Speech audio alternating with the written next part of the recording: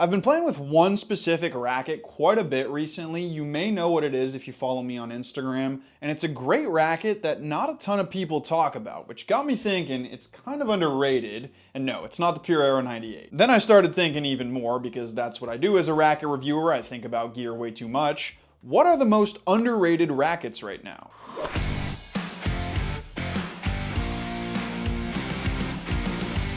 Hey everybody, it's Luca from Rackets and Runners. So I got this whole underrated racket video idea kind of out of nowhere. For those of you who don't know, I am thinking about switching rackets soon, so I've been playing with a ton of stuff recently. Because of that, I've been going through rackets that I haven't really touched in a while, rackets that I've kind of underrated, rackets that I don't hear a ton of chatter about, and some of them I think deserve to be talked about a little bit more. Now, determining if a racket isn't highly rated is kind of subjective, but I'm gonna go off of two things. For one, obviously sales. That's a pretty easy metric. How well does the racket actually sell? But that's not the only thing I'm going to consider. I'm also going to go off of the general vibe in the tennis community. Now, obviously that's a little bit difficult to quantify, but whether it's views on a video, questions about a racket, either in the comments section or on forums, you can always tell when a racket is more or less popular. The other thing is that I'm obviously only going to talk about the rackets that we carry at the store, which in this case does limit me a little bit. As a smaller family business, we don't carry every single racket on the planet, and a lot of the rackets that we don't carry could easily be considered underrated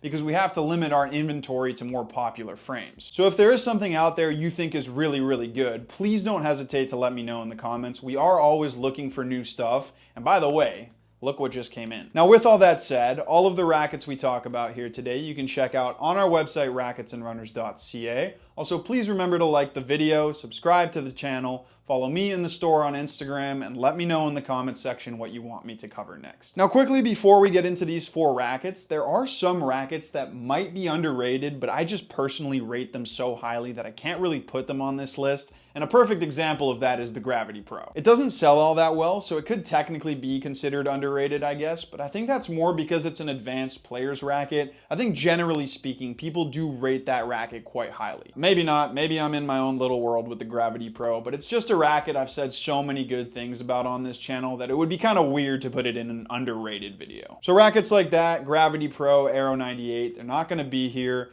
I also want to talk about the brand new T-Fights really quickly. They're not going to be on this list either. Every previous version 100% would have made it, and probably at number one. Those might be the most underrated rackets of all time, but with this new version, everyone's realized how good they are, so they're not really underrated. So yeah, no T-Fights, but anyways, with these four rackets today, first I'll explain why I think they aren't rated that highly, then I'll explain why I think they do deserve more recognition. So now let's get into it. Okay, so this first racket I haven't talked about on the channel in years. I obviously mention it in tier lists here and there. It's the Shift 99, the 300 gram, not the Pro. Now the Shift hasn't really done all that well since it released 2 years ago. I think that's fair to say, and I'm making this video not knowing what the future holds for this racket. Wilson could decide to scrap it completely, but I actually hope not. I remember really liking this racket when I played with the prototype back in 2023, and it was actually one of the final contenders for rackets I would switch to that year. It's similar to the Speed MP in some ways. It has a very slightly thicker 23.5 millimeter beam, but the same oval design, so it cuts through the air really quickly, and it does pack quite a bit of power behind it. But then it has a smaller head size than the Speed. This is a 99, which makes the sweet spot a little smaller in exchange for a bit more precision. More on that in a second, because the most important thing to talk about with the Shift is its spin. The major point of emphasis with the Shift is spin, despite it not really looking like a spin racket.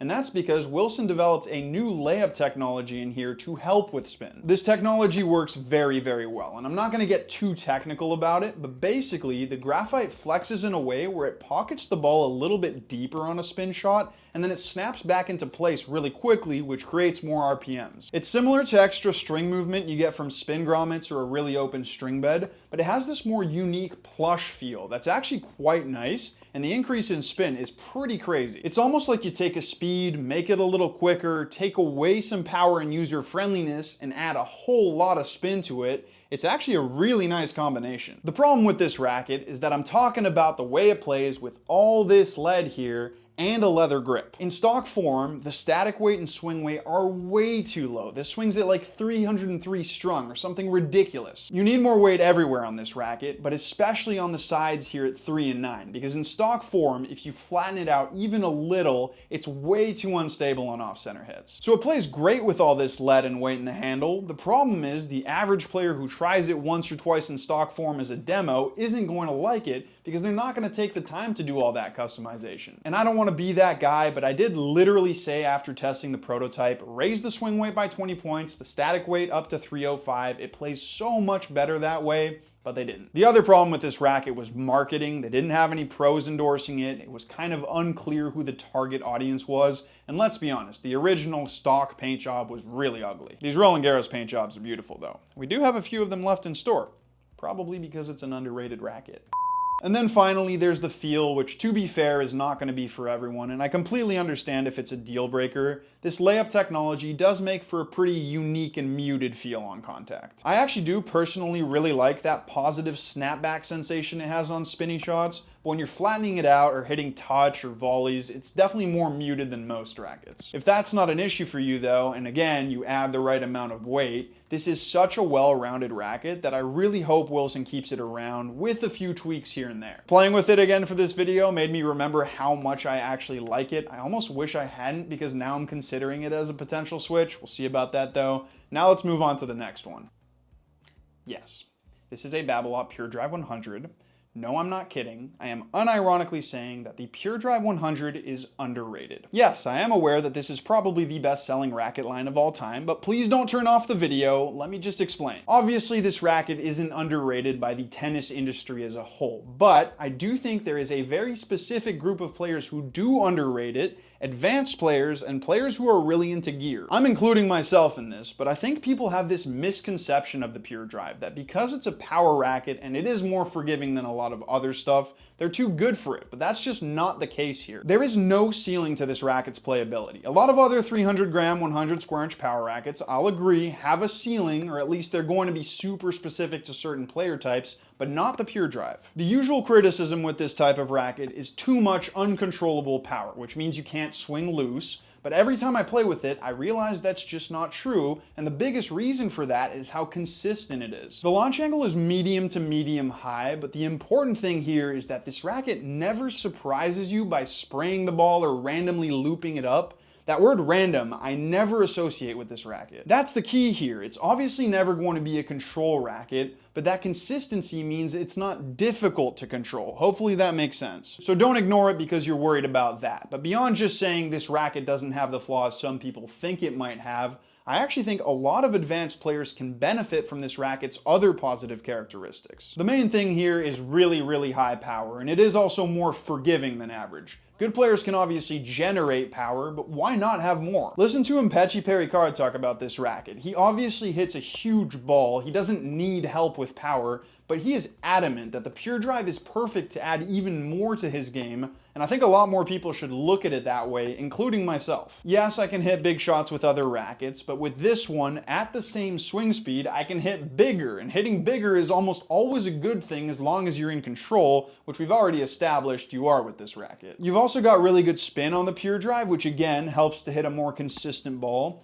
The only drawbacks are comfort. It can be a little bit stiff, although this version is quite dampened, and it's also not the most maneuverable frame. It is a 100. I know a lot of advanced players do prefer smaller head sizes, but if comfort and maneuverability aren't that important to you, I would highly recommend at least trying the Pure Drive. Add it to your rotation the next time you want to switch rackets. You may be surprised by how well you play with it. It could be very beneficial to your game. As an example, I have a really bad backhand. My technique is all over the place and I can't generate a ton of power. Well, the inherent power here and the fact that it has a pretty forgiving sweet spot helps me big time on that wing. But yeah, if you are watching this saying, Luca, what the heck are you talking about? The Pure Drive's not underrated.